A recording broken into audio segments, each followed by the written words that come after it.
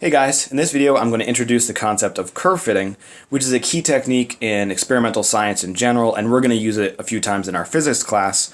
So this video would just expose you to this if you've not seen it before, and give you enough information at the level that we need to do the labs that we need to do.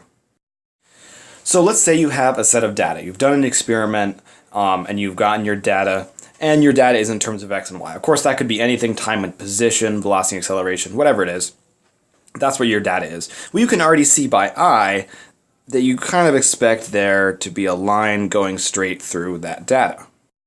Well, that line is called the line of best fit because it's the best fit for that set of data. Any other line seems to be too far away from some set of points, and so that's called the line of best fit. The equation of this line is y equals mx plus b. And when we say we are finding the line of best fit, what we mean are we are finding the values for the slope m and the intercept b. Of course, how to do that, how to get m and b, is different in every case. There is a way of doing this by hand, but in this class, finding m and b will be done on a computer. So when I say finding the line of best fit, what I mean is using a computer to find the slope and the y-intercept. So once that's done, that's great. We're going to do this with Logger Pro or any other data software you know of. But how are we going to compare that to what we actually model in real life, what we get from our whiteboards, our theoretical considerations? Well, I'm going to do this by showing you an example of a model and some data that we might use to confirm this model. So here's the kinematic equation for velocity. If we haven't learned this, we will learn it soon. So the idea is that the velocity as a function of time is the acceleration times time plus v naught. So if we have this theoretical prediction and we want to go to some data to confirm it, we need to measure the time and every velocity at each time. That's just like finding every y for every x. So let's say we went and did that. All right, so there's our set of data, some arbitrary velocity and some time for some physical process. So we go to the computer and the computer says, okay, based on this data you've just given me, I think that that is the line of best fit. Okay, fine. I can read off from the computer. The computer is going to say, okay, you're telling me this is v as a function of time. V is a function of time. I know there's a slope. I know there's a b. Here they are. And they would give us some values for m and b. Well, that's great, but because the kinematic equation here has the same form as the velocity here, we can make the following associations. The slope from the program gives us the acceleration of our object, and the y-intercept right here gives us our initial velocity.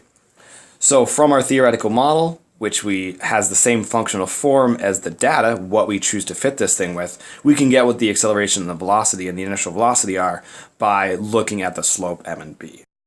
So that would be curve fitting in the case of a linear line. I have decided that my data is best fit by this linear curve. Of course, we might want nonlinear curve fitting as well, and so I'll talk about that real quick.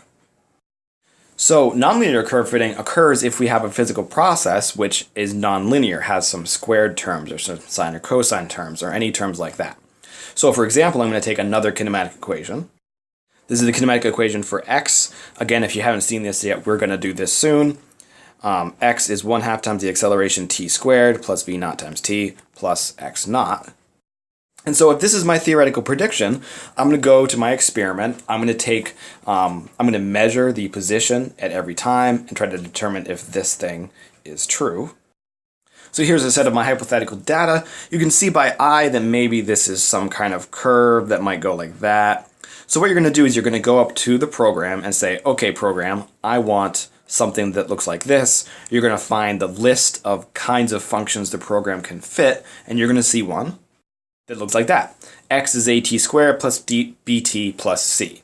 So you're going to say, okay, program, fit that. Try to tell me if this curve is that kind of equation. It's going to draw a nice little line for you, like that. And then it's going to say, okay, I found A, B, and C, which are the best fit parameters for that curve. Well, that's great, but to relate it back to our theoretical model, you have to identify which of these parameters correspond to A, B, and C. And that's pretty easy to do. You can just recognize that A is everything in front of the t squared, so that means we have 1/2 little a. 1/2 little a. B is everything that's in front of the t, the linear time. That's just v naught. And c is everything that doesn't have a parameter of time, and that is just x naught. So like this, you can go to the computer, read off what a, b, and c are. The computer is doing some complicated process to figure out what the best values of a, b, and c are. But then comparing this to this, you can figure out what the physical parameters are that relate to them. A will be 1/2 times the acceleration, the b will be the velocity, and the c will be the x position. So you can of course do more complicated curve fitting, but this is the basic overview of how we're going to do this in this lab and the basic experimental process. Start with a model like this, take your data, find the generic formula in the program that best matches your data, do the fitting, and then match A, B, and C to your data so you can figure out if these physical parameters match your model prediction. Okay, that's an introduction to curve fitting. We will be using this in the lab a little bit as well as in other places in the class. Thanks very much for watching, and I will see you guys next class.